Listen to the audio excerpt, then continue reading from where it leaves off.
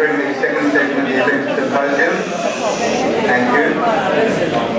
The first speakers in this session are Tulabari and Kula Janis from the Ethereum Kitchen. And I'll just give you a bit of background on both rather than come forward to do their presentation. Tula is an Australian-born Ethereum, regards herself as a pure breed, as both her parents are from Piekura, and in fact from the same village as us. Tula grew up surrounded by all things Ethereum. From a young age, she knew the villages in order, and she travelled from Kapsat to She knew a lot of Tiribati knew the language, and which we thought was the same all over Greece, but in fact was typically Ethereum, like Czech instead of Czech, and Bre instead of, what is it? Something like that. And she grew to love a lot of typical Ethereum dishes, as I'm sure we all are, and we'll find out more about it shortly. As she spoke to people during the later years, she realised that many, in fact, didn't have an understanding of what she did have a regard to Ethereum know-how, realising how important it was that this didn't get lost through generations, and that's what we're all about, preserving the tradition, the Ithi and the Etimata, as we call it, through the generations. Particularly the Ethereum dishes, she had a vision to make a difference. She was a founding member of the Ethereum Young Mothers Group, but also editor of the Ethereum newsletter for some time. She established the Ethereum Kitchen, whereby she feels the love of all things Ethereum, as far as food goes, will ripple through the generations for many more years to come. Now, Tula, because you're doing a combined presentation with Tula, shall I introduce her now, and then you can swap over as you need to. So, Tula Zanis is a qualified accountant by profession. She completed the Bachelor of Commerce at Wollongong University, and over a period of years worked for various corporate organisations, and later began her own consulting company providing business services to small to medium-sized firms. Her Ethereum heritage has always played a major role in defining who Tula is and what is important in her life. With the intention of passing on this pride to her children, she was one of the founding members of Ethereum Young Mothers. Cooking has always been her passion, and recently redirected the love of everything Ethereum by establishing Ethereum Kitchen. The journey that we're about to hear has been extremely rewarding and memorable for Tula, and hopefully for the next generation. So, over to Tula. Thank you. Thank you. Okay, good afternoon. My name is Tula Badibatis, and this is Kula Zanis, and together we created Ethereum Kitchen. Ethereum Kitchen was established because we felt the need to preserve our culinary heritage. We felt it was imperative to capture those traditional recipes from our mothers and grandmothers and secure them for generations to come. Our enthusiasm sparked the attention of one of the most popular morning programs on national TV, The Today Show. This, of course, would not have been possible if it wasn't for our very own Ethereum presenter, Eleni Paneras, Nevada's, George and Maria's daughter, who highlighted us to the world. Not only did she bring the attention of Ethereum Kitchen to TV audiences, but she had also done other segments on the Ethereum Ball and Greek Easter in Australia. So we have a lot to thank Eleni for. The video, as seen on TV, says it all, and so here it is.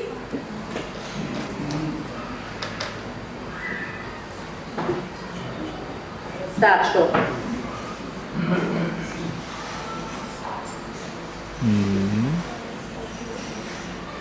There is nothing better than a good home-cooked meal prepared by Grandma. Now Sydney's Greek brains are sharing their secrets for a perfect family feast. Today's Eleni Paneras went along to learn a culinary important.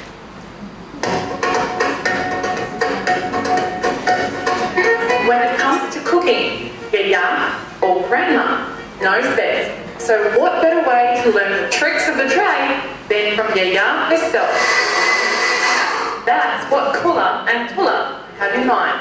Tula and myself started it 10 years ago, and it's quite popular then. And we thought, well, with the food revolution that's happening now, we basically wanted to resurrect it, and we did. And it's much more popular than it was. It's called Ethereum Kitchen, named after an island in the Aegean, a cooking class for the younger generation.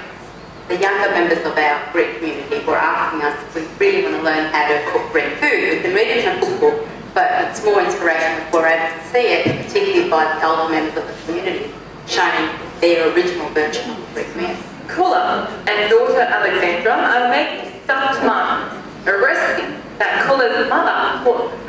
It involves scooping the insides out, stuffing them with meat, rice, veggies and spices, and like most yayas, cooler isn't short of advice. A little bit of sugar in each tomato and put any liquid in it. No. And if there's any mixed left over, you can freeze it. Now it's ready to go in the oven, so we're going to put it in now for about an hour and 15. Time for the finished product, eat better cook, which means delicious.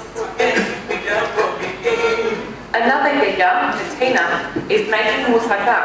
I just half a kilo of chicken and half a kilo of eggs.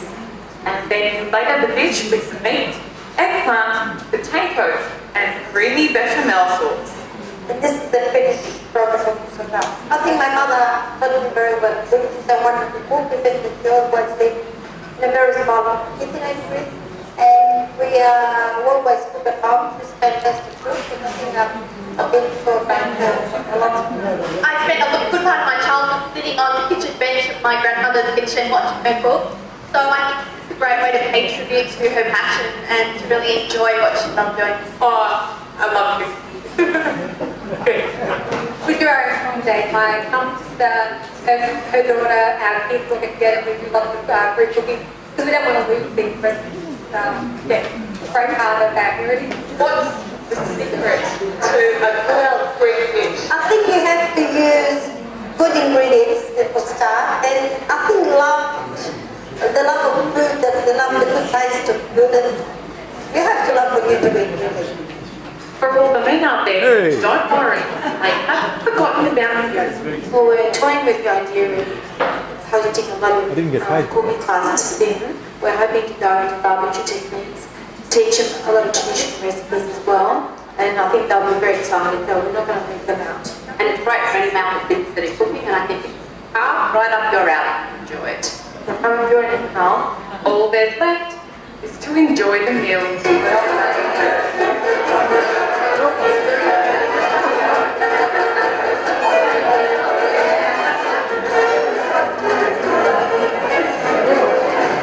Or as the Greeks would say,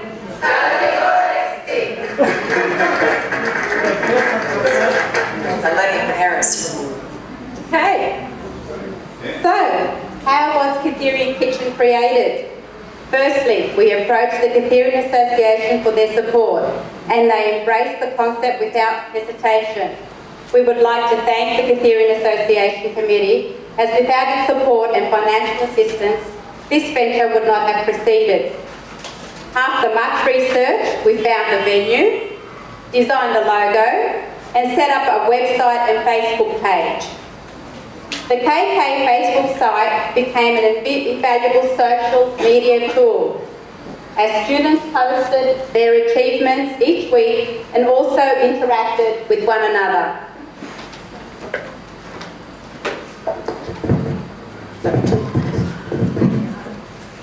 Now for the selection of the dishes. Thank you. The dishes we selected for demonstration were determined by demand and the ability to source an authentic traditional recipe. Because we were representing the Katherian Association, it was important for us to offer dishes to students that were typically Katherian. We are proud to say that we have ensured that future generations enjoy authentic recipes for dishes such as Katherian paksimadia, rosedes, mustalabria, Halatsunakia, Katherian amygdalota, Retoladea, and Serotiguna. We also felt it was important to include the dishes associated with the key cultural religious traditions such as sureki, red eggs, margherita, pistopsomo, and vasilopita. And it did not stop there. Here is a list of the remaining recipes provided to all students, 75 recipes in total. Now to the sourcing of the recipes. For example, we would ask around for the best Purageda's recipe. However, everybody thought that theirs was the best.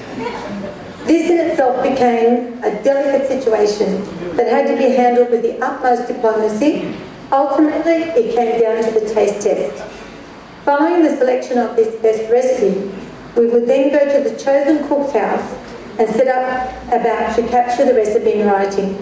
A lot of these recipes were mere kofta of this or metomati that. We would then have to stop the cooking and get out the measuring cup and spoon and commence weighing each and every ingredient. After spending a day with our celebrity cooks, we would then go home and try and attempt to recreate the same result. Sometimes it would work and sometimes it wouldn't. Back and forth with our cooks, trying to work out what went wrong, what we missed, or little secrets that would make the recipe work or special to them. For example, we found out the success of sebutiguna depended on what the weather was like outside. That was very interesting. With the help of Louise Pagniotis, a professional editor and of course of Kitherian descent, everything was tweaked and tuned, and a professional final version was prepared and ready for distribution to the students.